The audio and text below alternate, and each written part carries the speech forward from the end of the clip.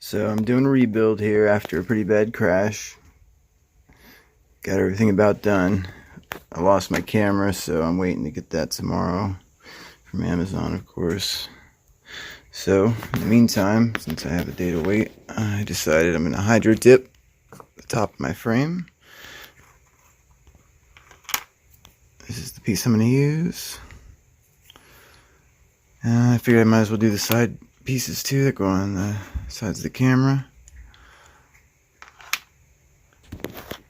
I also put some heat shrinks on my standoffs. I don't know, I thought they looked cool. Might help deflect some damage, probably not. I'm gonna use this hydro dip. Looks like it's like a Miami Vice type palm tree pattern. Should be pretty cool. Alright, get that. Alright, I set up a little paint line. Tried to pick holes that you're going to use later. That way if there's a little stripe of black in them, it doesn't matter. This is the quickest way to paint both sides without having to sit it down on anything and mess the paint up.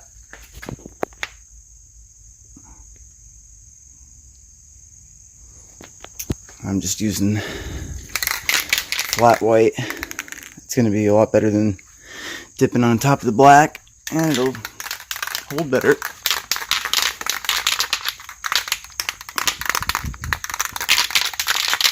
One quick coat, two if you see a little black still, but try to use as least as you can because it's going to build up if you use more than one coat, two coats, and then you're going to have problems. All right. That worked pretty well.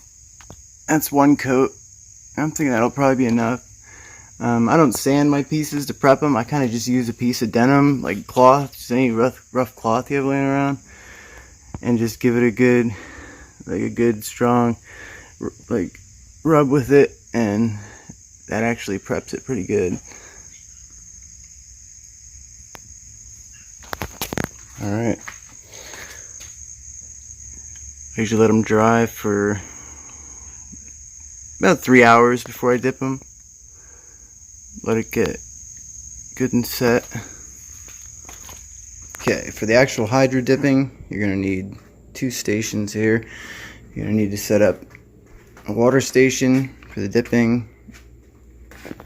Here's our pieces. You can see the primer came out real good. You're going to want to pick your good sides. I mean, they both look good to me, but see which one's the best. Pick them out, lay them that way on here. And for these side pieces, you're going to want one of each side. I mean, you can do both, but you're not going to see the other side. That's going to be in the body. These are going to be really hidden on the insides of the camera. So, I mean, if you're real particular, you can dip both sides, but you're going to be crashing it anyways and replacing it in a few weeks, so it doesn't really matter. This is the size I'm going to use. It's real shallow, so I don't have to use a lot of water, because that water, it gets cool fast, and when you put the activator in it, it gets ruined, so you're going to want to replace it every time you dip.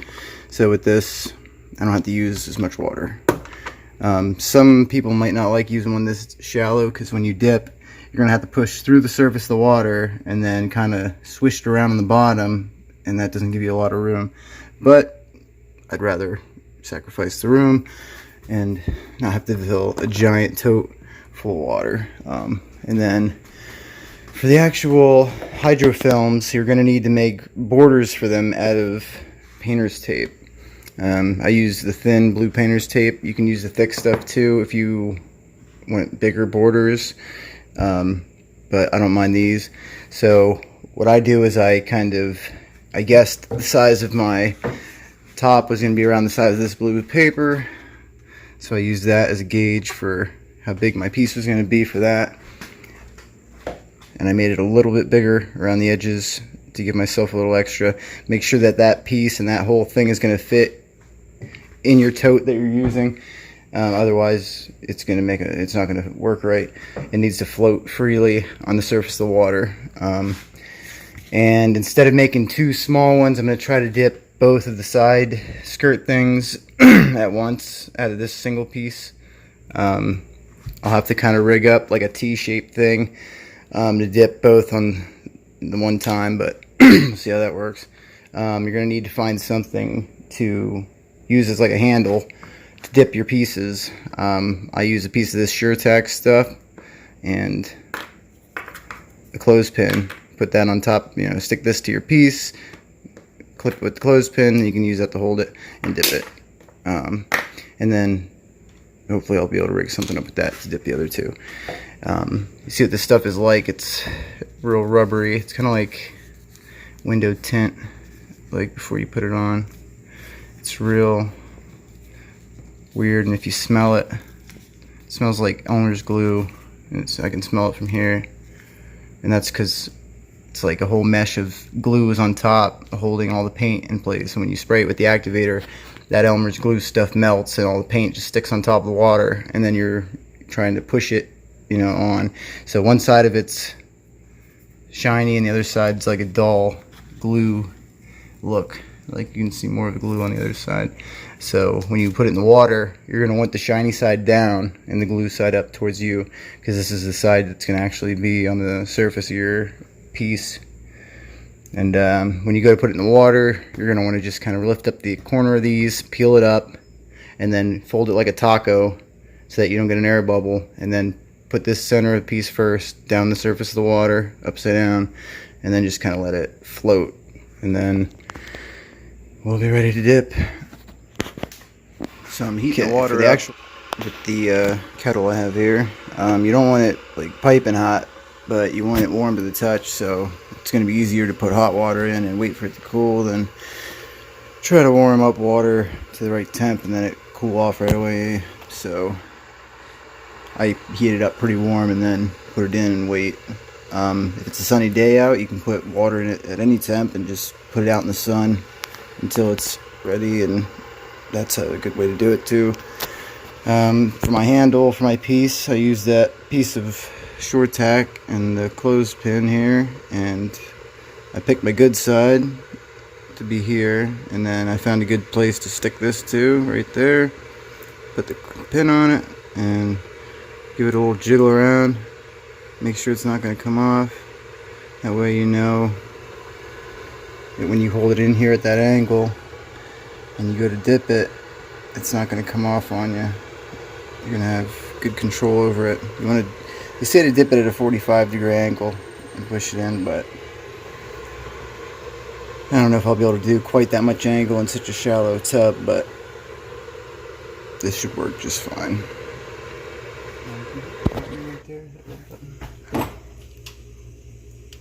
Yep, this should be fine.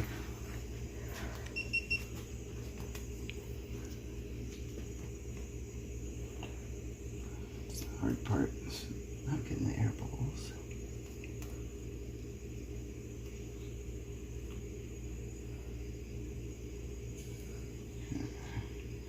Let's saturate for a couple seconds.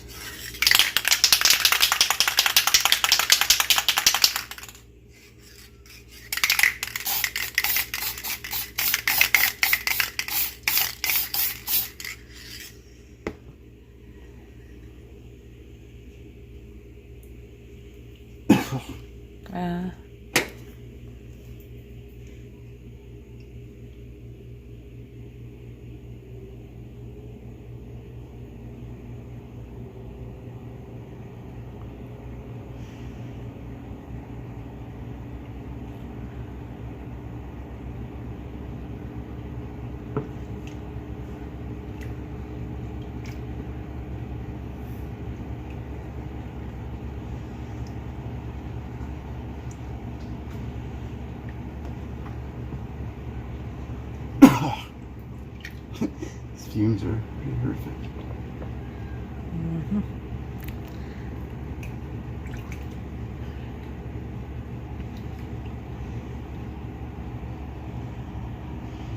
Boom. So you can get it along the sides and everything. That's cool. Looks nice. Thank you. Sometimes there's like little stripes of goop in the wrong place. But now you're supposed to. Is the water on? Okay, here's what I have rigged up for my side panels. I finished rinsing off the top, got all the excess black off. That seemed to be what really strung out across it as far as residue. Got a cool design on the side, gave it up a little bit of profile. And let that dry, and then hit it with a couple coats of clear coat. But there's my top. Here are my sides. Put them on here so that I can still go in the cracks. Try to get it so they hit even. And then if you put them like face to face, the design should kind of match. So when they fold over, when they're on the sides, it should kind of give you, the right design, matching design. Kind of waiting for my water to heat up again. Then I'm gonna pour that in. I should have enough. Do this, and then I'm done. All right, the dipping's done. I always feel so relieved when I get to this point. See all the setup and everything pays off. They look a little gooey still, but once they dry and you clear coat them, it kind of evens everything out. That's what we got. Okay, back on the bench. Here's our quad we've been working on. After the crash, I had to pretty much rebuild everything but the arms.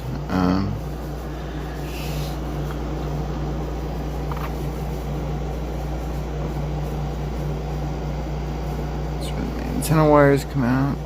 All my motor wires go through there.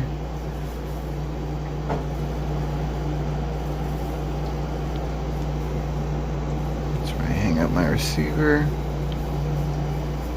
I only use the top two nuts for my BTX. I mean, I would use the other ones, but I'm low on them right now, so I kind of just don't have them.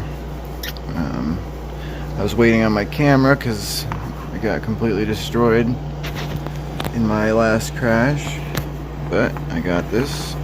It's Caddx Moonlight cam, rattle Starlight camera. I got it for the resolution and said that it works in really low light. Got the red one to match my red stuff.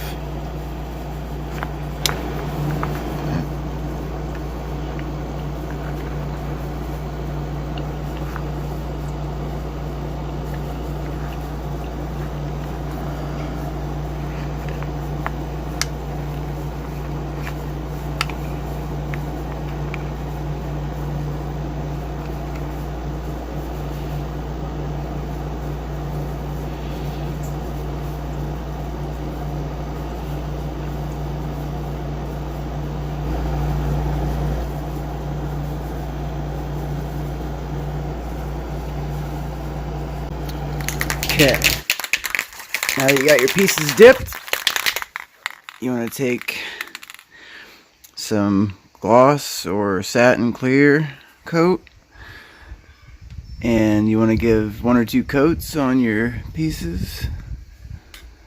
Put them back on your line. You do have to kind of cut any holes out that are, the little holes that keep the film on a little bit. I missed a little bit on that one, but I cut the rest out because that'll get weird when you put the clear coat on and then try to cut it out. So it's better to cut it out first. Yeah, we clear coat these few coats and then we're ready to put it together.